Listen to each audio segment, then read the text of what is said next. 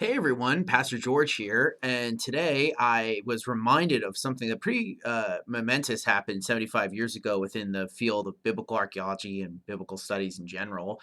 And it's important to remember it because it still shapes the way that I teach and many other pastors teach, and um, the way that, like, if you were to go to the Bible Museum in DC or go to other places, that you would interact with this and you might not even know it. But, like, the biggest discovery in all of biblical archaeology happened about 75 years ago in, what is now Israel. And I just think it's so interesting because it's something I forgot about. I didn't know it was happening this year. But this is one of those good years for anniversaries, the 25, 50, 75th. It's something about it that works. And so I was just excited to see it. And so here we have, I'll just tell you a little bit about the Dead Sea Scrolls and why they're important, but and something worth celebrating, and how history is never kind of set in the past. We're never gonna, they're always gonna find new things, and they come from the weirdest places sometimes. So the Dead Sea Scrolls are named the Dead Sea Scrolls because they were found near the Dead Sea, in a place called Qumran, in Israel, and they were actually found kind of by accident.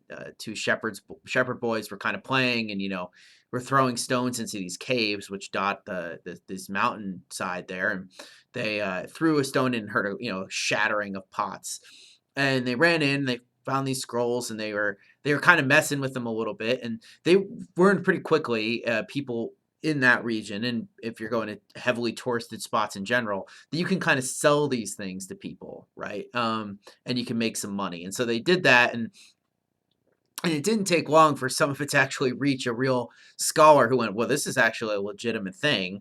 And then everyone set about trying to, get all the pieces together and stuff like that. And they found tons and tons of scrolls in the Dead Sea caves at Qumran. And they belong to a group that isn't mentioned in the New Testament, actually. At least I do not believe they are. I'm racking my brain. I can't think of them, so I'm fairly certain they're not. We're kind of familiar with two groups in the New Testament, kind of three, because one of them is mentioned offhand. But we know the Pharisees and the Sadducees, right?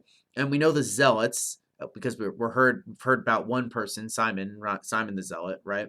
But we don't hear about another group, which is a group called the Essenes. And the Essenes were kind of like a monastic community of Jews who kind of lived out in the wilderness. Think like John the Baptist types, but not by themselves, and kind of in a community. And in that, they have the entire of the Old Testament, besides the Book of Esther, and tons of other scrolls about other things. And so it's like this wealth of information, and it's also the kind of oldest, in some cases, very complete texts of these books that we have. Um, they're the oldest of them. It's the second oldest thing we found, and they're really way more complete than the first one. And so, before that, the oldest manuscript we had of the Hebrew Bible came from 1008 A.D., the Leningrad Codex. And so, we didn't have anything besides that for a long time. And it was very important for biblical archaeology. One, because it proved that these texts have been relatively stable and the same, right? If you look at the texts in the Dead Sea Scrolls and compare them with the Leningrad Codex and like what we have today, they're basically exactly the same. Like there are differences, but it's ifs, ands, or buts.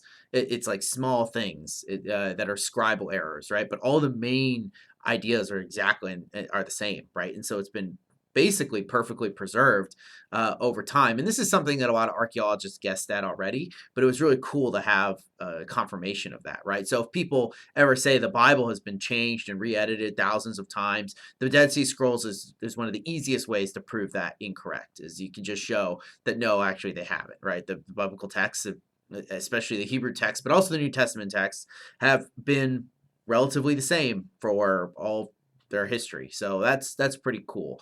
It also is really helpful, right? Not just for that, but it also came with a lot of other texts in there that have helped make the reading of the Bible really easy, especially because these people were around at the time of Jesus, and a lot of the things that are found there date to the time of Jesus, right? Just a few hundred years before, or sometime after he lived.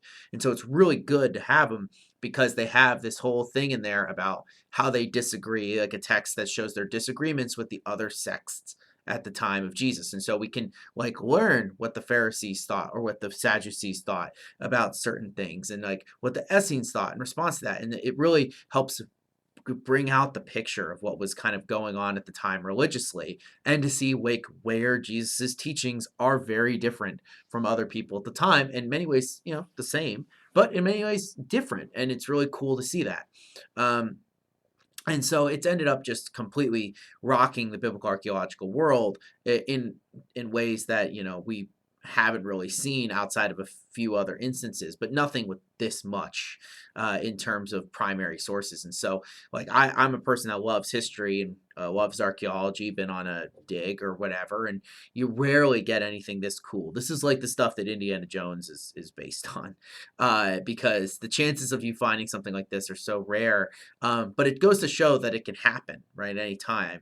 And we can always turn up new things, and new things are always found and discovered, and after they kind of go through the scholarly process, are brought to the public and completely reshape the way that we view the world, or the world of another time. And so all I want to say is, like, never be settled with like what currently exists. There's always evidence out there, and it's a good thing to support archaeologists and historians and museums and stuff like that, because they do lots of important work. Even if they don't know it, they end up really impacting the way that we understand our faith, which is really cool. And it shows God's sovereignty over everything, right? That these texts have been preserved. So it's great stuff. So something worth celebrating and being thankful about today. And yeah, I will see you guys tomorrow for our Bible study recap. Hope you have a good one. Peace out.